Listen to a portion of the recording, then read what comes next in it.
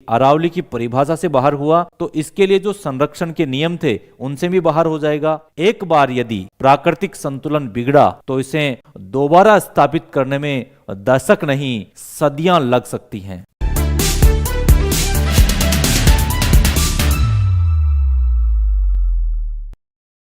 नमस्कार दोस्तों, sky educator में एक बार फिर से आप सभी का स्वागत है और मैं हूं आपके साथ एसके कटारिया। हाल ही में न्यूज़ में काफ़ी एक चर्चा का विषय बना है अरावली पर्वतमाला और अरावली पर्वतमाला को लेकर के सुप्रीम कोर्ट का निर्णय। आप सभी के लिए खबर बहुत ही महत्वपूर्ण है। आप सभी को अरावली पर्वतमाला से जुड़ा हुआ सुप्रीम कोर्ट का ये निर्णय जरूर समझना चाहिए। अगर आप इस मुद्दे को पूरी तरह से नहीं जानते हैं तो ये वीडियो आपके लिए बहुत ही महत्वपूर्ण है। इसमें हम समझेंगे कि आखिर ये मामला है क्या, इतना न्यूज़ में क्यों है और सुप्रीम कोर्ट ने क्या फैसला दिया है। तो अरावली को राजस्थान की लाइफलाइन कहा जाता है, लेकिन ये लाइफलाइन अब खतरे में है। क्यों है खतरे में? क्योंकि पर्यावरण मंत्रालय की रिपोर्ट के बाद राजस्थान के लिए अब ये चिंता का विषय बना हुआ है। अरावली पर्वतमाला से जुड़ा ये मामला कई वर्षों से भारत के उच्चतम न्यायालय यानी कि सुप्रीम कोर्ट में विचाराधीन है। मूल प्रश्न क्या था यहां पर कोर्ट के सामने? प्रश्न यह था कि आखिर अरावली की पहाड़ियां हैं क्या और उन्हें किस आधार पर परिभाषित किया जाए। देखिए, परिभाषित करने का विषय यहां पर क्यों आया? क्योंकि अलग अलग राज्यों के अरावली पर्वत की परिभाषा को लेकर के अलग अलग नियम थे। अरावली पर्वतमाला को परिभाषित करने का प्रयास 2024 में शुरू हुआ था, जब सर्वोच्च न्यायालय ने केंद्रीय पर्यावरण मंत्रालय और 4 प्रभावित राज्यों जिनमें दिल्ली, राजस्थान, गुजरात और हरियाणा भी इसमें थोड़ा बहुत शामिल होता है, तो उनको एक एकीकृत परिभाषा बनाने का निर्देश दिया गया। किसके द्वारा? सुप्रीम कोर्ट के द्वारा। समस्या क्या थी? अलग अलग राज्यों में अरावली की अलग अलग कानूनी परिभाषाएं लागू थी। यह समस्या थी। इससे कौन से क्षेत्र प्रभावित थे इस परिभाषा से? इससे खनन प्रभावित था, निर्माण प्रभावित था, पर्यावरण संरक्षण को लेकर के भी इसमें कई सारे भ्रम और टकराव की स्थिति थी। तो हालिया सुनवाई में, जो सुप्रीम कोर्ट की हाल ही में जो सुनवाई हुई है, उसमें केंद्र सरकार के द्वारा प्रस्तावित एक वैज्ञानिक परिभाषा को स्वीकार किया गया है सुप्रीम कोर्ट के द्वारा। केंद्र सरकार की प्रस्तावित परिभाषा क्या थी उसके मुख्य बिंदु में आपको बताऊंगा। जिस भूभाग की ऊंचाई यानी कि अरावली का जो पर्वत है, उस पर्वत के आसपास का जो भूभाग है, उस भूभाग से कम 100 मीटर की जो अधिकतम हाइट वाले हिल्स हैं, जो पहाड़ियां हैं, उनको ही अरावली पर्वत माना जाएगा। ये बात कौन कह रहा है? सुप्रीम कोर्ट की नई परिभाषा जो अरावली के लिए दी गई है वो कह रही है। एवं दूसरा पॉइंट यहां पर यह बताया गया है कि 2 या 2 से अधिक पहाड़ियों के बीच में जो दूरी है वो 500 मीटर की यदि है तो उस दायरे में आने वाली जो पहाड़ियां हैं उसको अरावली की रेंज माना जाएगा। ठीक है, तो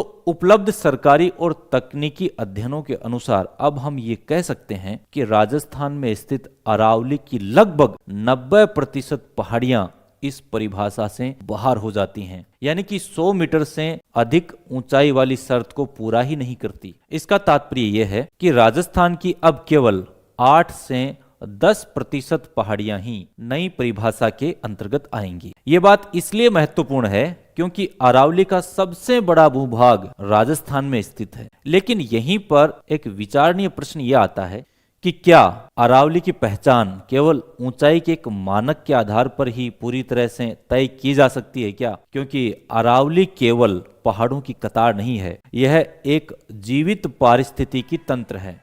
देखिए, मैं यहां पर स्पष्ट कर देना चाहता हूं कि माननीय सुप्रीम कोर्ट की मंशा पर कोई सवाल उठाना मेरा उद्देश्य नहीं है। अभी तक जो भी निर्णय सामने आया है उसके आधार पर लोग कुछ संभावित प्रयासों की आशंका जता रहे हैं और उन्हीं पर मैं ये चर्चा कर रहा हूं। पर्यावरण मंत्रालय की ओर से अरावली पर्वतमाला को लेकर के एक रिपोर्ट सुप्रीम कोर्ट में पेश की गई थी। इसके बाद सुप्रीम कोर्ट ने भी ये माना कि अरावली पहाड़ियां अब सिर्फ भूभाग बन गई हैं। अरावली का लगभग 90% हिस्सा 100 मीटर से भी कम हो गया है। ऐसी स्थिति में इन हिस्सों में खनन के रास्ते खुल सकते हैं। अब सवाल उठता है कि यदि इन क्षेत्रों में खनन शुरू होगा तो प्रदेश में रेगिस्तान के क्षेत्रों में बढ़ोतरी होगी।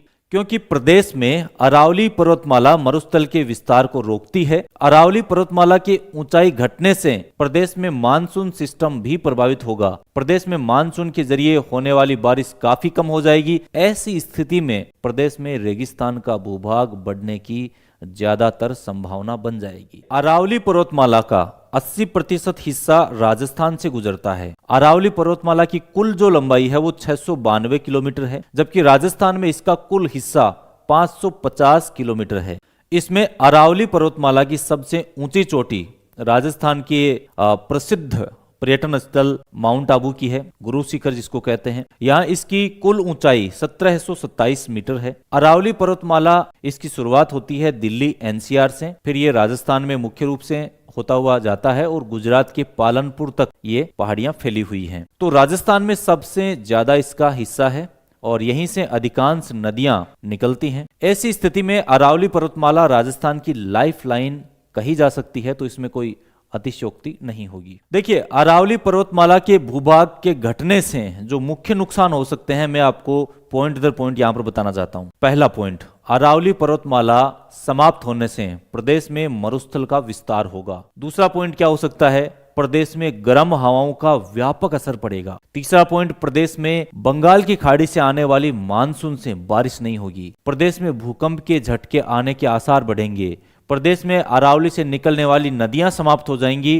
प्रदेश में कृषि क्षेत्र में फसलों का बुरा हाल हो जाएगा। प्रदेश में भौगोलिक दशाओं और जलवायु पर विपरीत प्रभाव पड़ेगा। और विशेषज्ञों का मानना है कि यदि यह क्षेत्र पर्यावरणीय संरक्षण से बाहर हो जाएगा, क्योंकि अरावली की परिभाषा से बाहर हुआ, तो इसके लिए जो संरक्षण के नियम थे उनसे भी बाहर हो जाएगा। यदि ऐसा हुआ तो भूजल स्तर और गिर सकता है, सूखे की स्थिति और गंभीर हो सकती है और प्राकृतिक संसाधनों पर दबाव बढ़ सकता है। ये कोई भविष्यवाणी नहीं है, बल्कि वैज्ञानिक आकलन पर आधारित आशंका है। तो ये विषय केवल कानून या नीतियों तक सीमित नहीं होना चाहिए। अरावली हमारे किसानों, बच्चों, शहरों और आने वाली पीढ़ियों से जुड़ा हुआ प्रश्न है, क्योंकि एक बार यदि प्राकृतिक संतुलन बिगड़ा तो इसे दोबारा स्थापित करने में दशक नहीं सदियां लग सकती हैं। एक जागरूक नागरिक के रूप में हम केवल इतना चाहते हैं कि अरावली को केवल ऊंचाई के चश्मे से नहीं, बल्कि उसकी समग्र पारिस्थितिक भूमिका के आधार पर देखा जाए। माननीय सुप्रीम कोर्ट हमारे संविधान का संरक्षक है और हमें पूर्ण विश्वास है कि आने वाली पीढ़ियों के हितों को ध्यान में रखकर इस विषय पर सभी पहलुओं से विचार होगा। यह कोई विरोध नहीं है, यह एक संवेदनशील अपील है, क्योंकि अरावली बचेगी तो जल बचेगा, पर्यावरण बचेगा और राजस्थान सुरक्षित होगा। तो आइए जाने, समझें और जिम्मेदारी के साथ इस विषय पर संवाद करें। अरावली केवल पहाड़ नहीं, राजस्थान की जीवन रेखा है। यदि अरावली बचेगी तो राजस्थान बचेगा। उम्मीद करता हूं अरावली से संबंधित ये जो चर्चाएं चल रही थी, ये पूरा मामला आपको जरूर समझ आया होगा। अगर आपको ये जानकारी पसंद आई है तो आप इसे राजस्थान के प्रत्येक व्यक्ति तक शेयर जरूर कीजिए और अपना ओपिनियन आप कमेंट करके जरूर बताइए। अगर जानकारी अच्छी लगी हो तो चैनल को सब्सक्राइब जरूर करिएगा। मिलते हैं आपसे अगले वीडियो में, तब तक के लिए नमस्कार, जय हिंद।